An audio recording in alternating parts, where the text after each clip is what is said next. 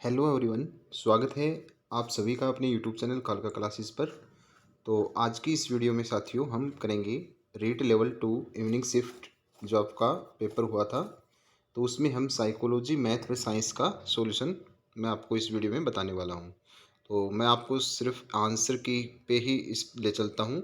तो देखिए, पहला जो क्वेश्चन है, परीक्षण की का संदर्भ दो भिन्न अवसरों पर एक ही परीक्षण पर किसी व्यक्ति द्वारा प्राप्त लुप्तांकों का संगति से है। तो इसका जो पहले का जो राइट आंसर रहेगा वो ए रहेगा दोस्तों। बच्चों को मुफ्त और अनिवार्य शिक्षा का अधिकार अधिनियम के अंतर्गत आता है, तो इसका भी ए रहेगा।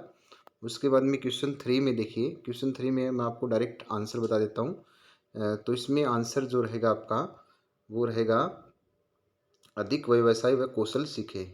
ठीक है, तो इसका ऑप्शन बी इसका राइट आंसर रहेगा। क्वेश्चन नंबर फोर में इसका जो राइट आंसर रहेगा वो क्रिया प्रस्तुत अनुबंधन इसका सही आंसर रहेगा। क्वेश्चन फाइव में देखिए, वैज्ञानिक अनुसंधान करने की दिशा में निम्नलिखित में कौन सा एक कदम नहीं है।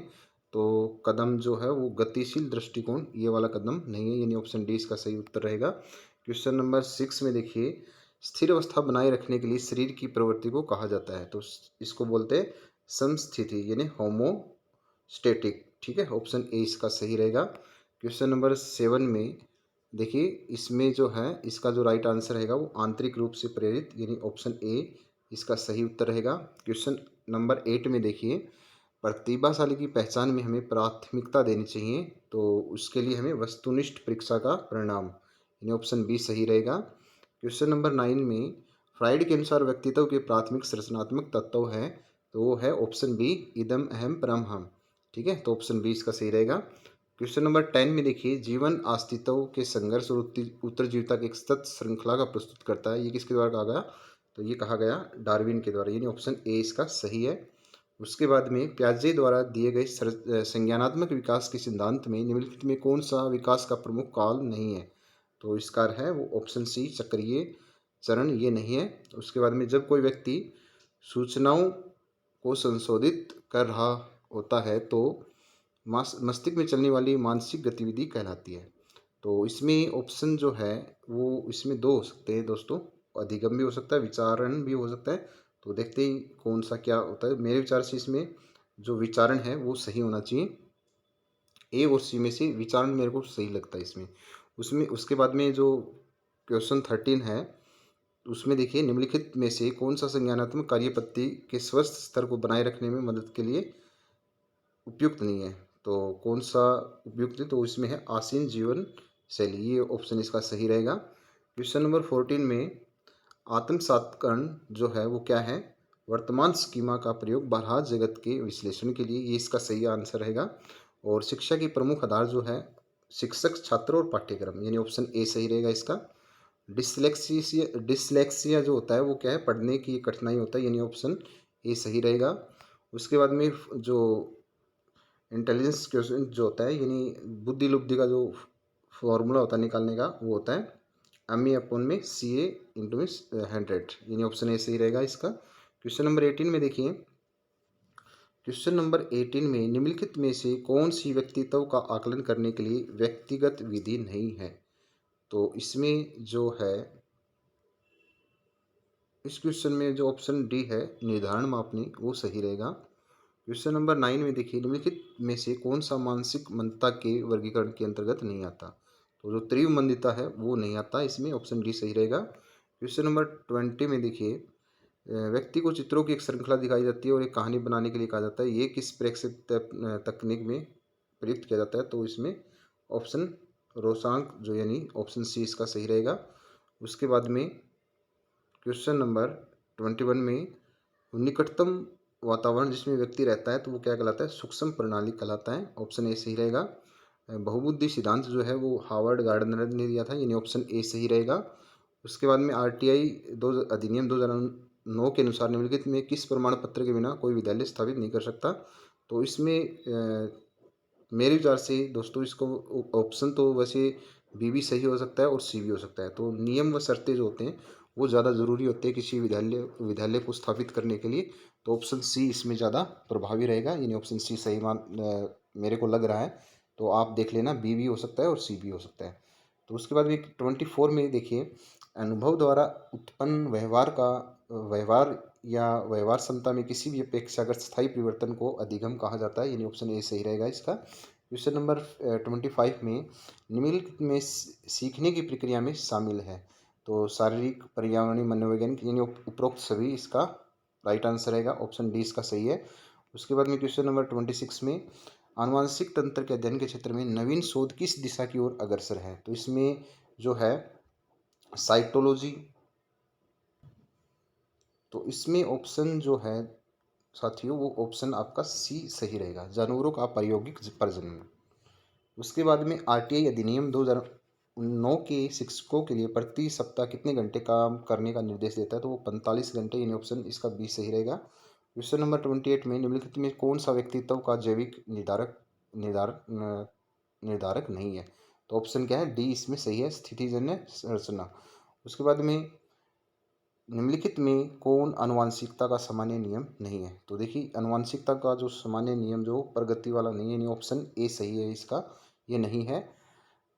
आरटीआई अधिनियम 2009 के अनुसार प्राथमिक शिक्षा का अर्थ है। तो प्राथमिक शिक्षा का मतलब पहली कक्षा से 8वीं कक्षा तक की शिक्षा। अब चलते हैं हम दोस्तों मैथ के ऊपर, मैथ के क्वेश्चन मैं आपको करवाऊंगा। तो मैथ में देखिए दोस्तों, इसमें पूछा गया है कि यहाँ पर जो एंगल का मान है वो निकालना है। ए बी का अनुपात दे रखा है और एंगल सी निकालना है। तो इसका सी अगर हम सोल्व करेंगे तो इसका ऑप्शन जो आएगा, ऑप्शन बी आएगा, 126 डिग्री। तो ये इसका आंसर रहेगा। क्वेश्चन नंबर 92 में देखिए, यदि एक त्रिभुज की तीनों भुजाएं एक दूसरे त्रिभुज की संगत तीनों भुजाओं के बराबर है तो त्रिभुज होते हैं। तो ऐसे त्रिभुज को हम सर्वांगसम जो त्रिभुज है वो बोलते हैं, ऑप्शन बी सही रहेगा। उसके बाद में 10 सेंटीमीटर त्रिज्या वाले वर्त के केंद्र से 6 सेंटीमीटर दूरी पर स्थित जीवा की लंबाई जो होती है वो क्या होती है, 16 सेंटीमीटर, यानी ऑप्शन इसका डी सही रहेगा। उसके बाद में यदि किसी समबाहु त्रिभुज का परिमाप 48 सेंटीमीटर है तो उसका क्षेत्रफल जो होगा वो क्या होगा। इसका जो राइट आंसर निकल के आया वो मैं बताता हूँ आपको। क्वेश्चन नंबर 94 का जो आंसर रहेगा दोस्तों वो रहेगा ऑप्शन ए, 64 वर्गमूल 3, इसका राइट आंसर रहेगा। उसके बाद में क्वेश्चन नंबर देखिए जो 95 है उसमें समचतुर्भुज के विकर्णों की लंबाई 10 सेंटीमीटर और 24 सेंटीमीटर दे रखी है। तो उसके परिमाप जो होगा वो 52 सेंटीमीटर, ऑप्शन सी सही रहेगा। क्वेश्चन नंबर 96 में इसका जो राइट आंसर रहेगा वो ऑप्शन बी, 17 मीटर।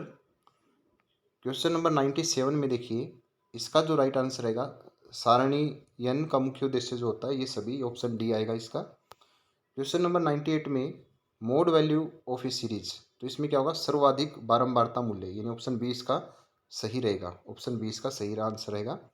उसके बाद में coordinate of A point on x axis, तो इसमें देखिए जो ऑप्शन सी है वो सही रहेगा आपका, 2,0, ये मतलब वो एक्स एक्सिस पे वाई की वैल्यू 0 होती है तो 2,0 ये सही रहेगा। उसके बाद में probability of having 53 Tuesdays in A ordinary year, तो इसका जो राइट आंसर रहेगा वो ऑप्शन ए, 1/7। क्वेश्चन नंबर 101 में निम्न में गणित शिक्षण की सहायक सामग्री है, तो इसमें सभी आएंगी, ऑप्शन डी ये सभी गणित की शिक्षक सहायक सामग्री हैं। 102 के क्वेश्चन में देखिए, इसका जो राइट आंसर रहेगा, निम्न में कौन सा गणितीय कथन सत्य है। तो मापन प्लस निर्णय, यानी ऑप्शन ए इसका सही आंसर है, मापन प्लस निर्णय। उसके बाद में निम्न में कौन भारतीय गणितज्ञ नहीं है। तो पाइथागोरस जो है वो भारतीय गणितज्ञ नहीं है।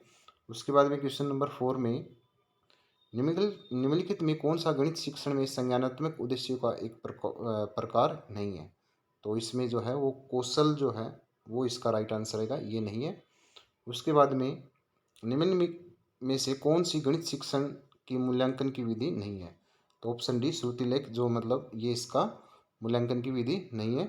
उसके बाद में क्वेश्चन नंबर 106 में देखिए, गणितीय कथन जिसकी सत्यता सिद्ध कर दी गई है तो वो क्या कहलाती है, वो प्रमेय कहलाती है, ऑप्शन ए सही है इसका।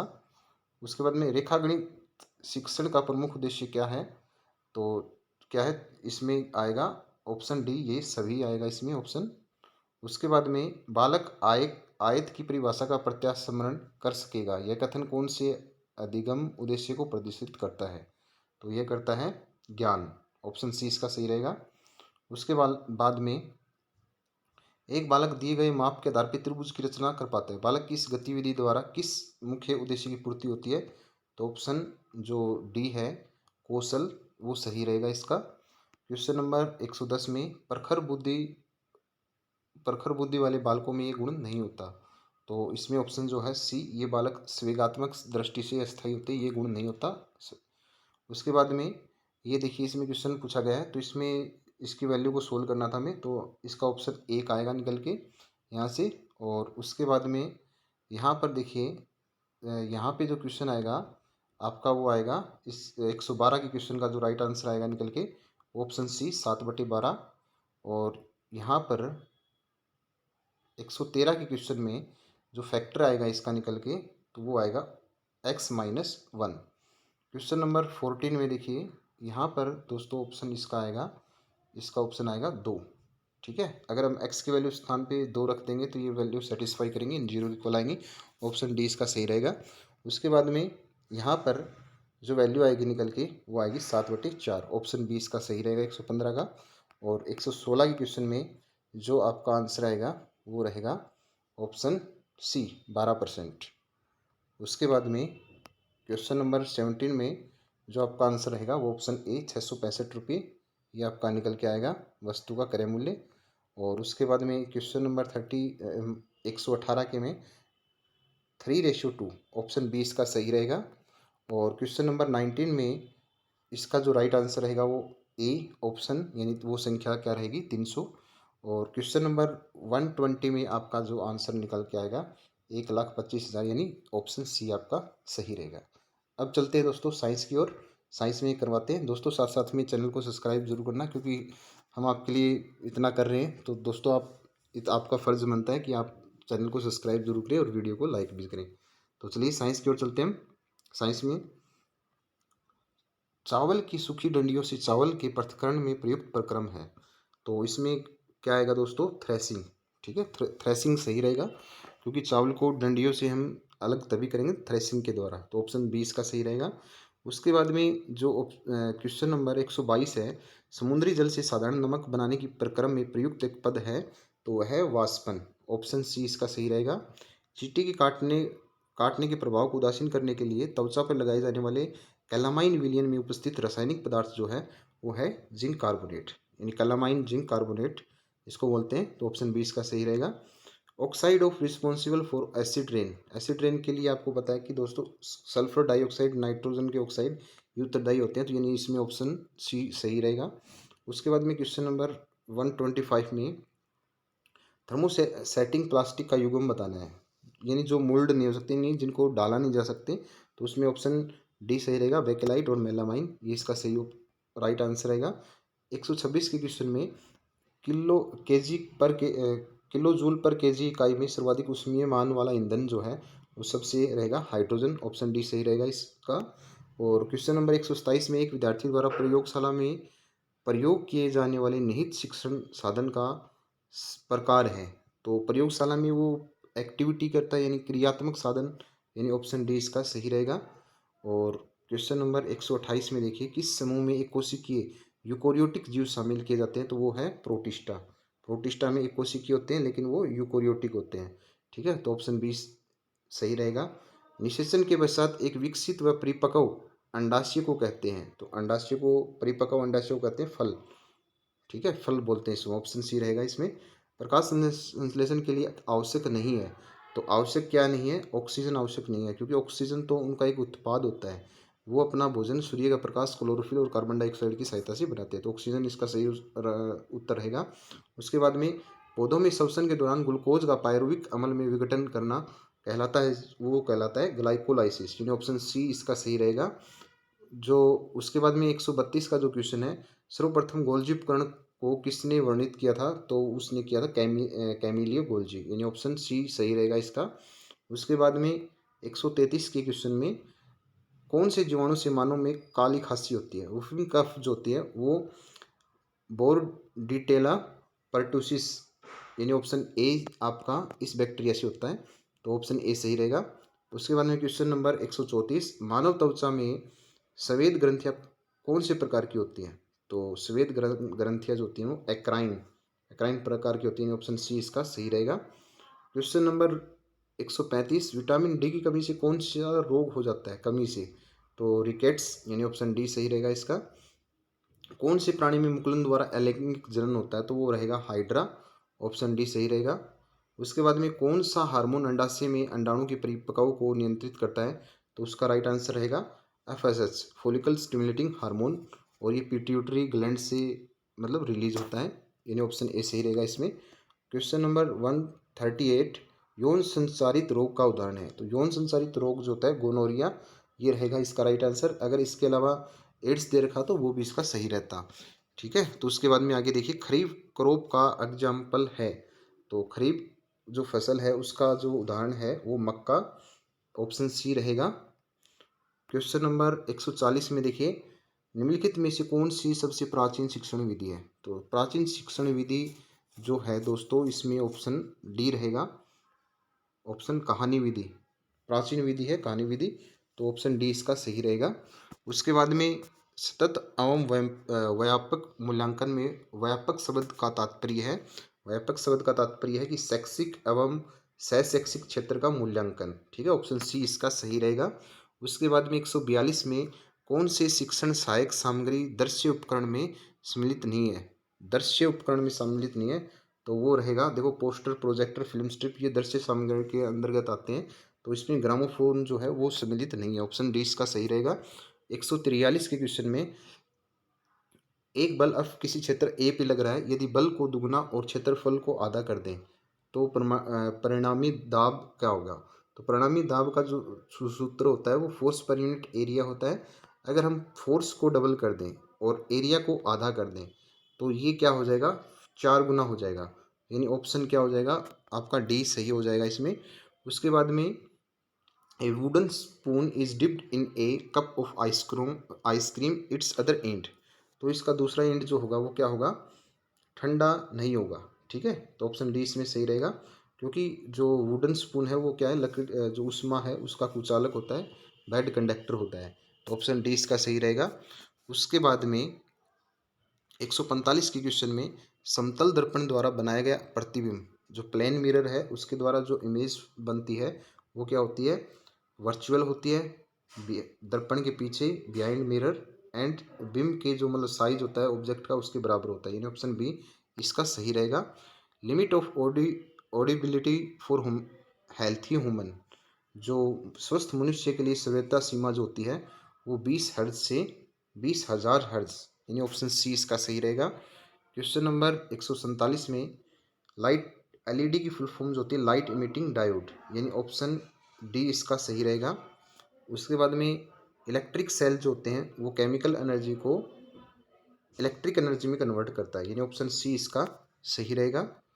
Order of planets according to distance from sun, तो सन देखो क्या होता है इसमें, सन से बढ़ती दूरी के आधार पर हमें बताना है, तो इसमें रहेगा बुध, शुक्र, पृथ्वी, मंगल, यानी बुध शुक्र पृथ्वी फिर मंगल, यानी ऑप्शन सी इसका राइट आंसर होगा। उसके बाद में 50 के क्वेश्चन में देखिए दोस्तों, निम्नलिखित में कौन सी एक अच्छे परीक्षण का मापदंड नहीं है? तो मापदंड नहीं है वो है सब्जेक्टिविटी, यानी व्यक्ति परकता।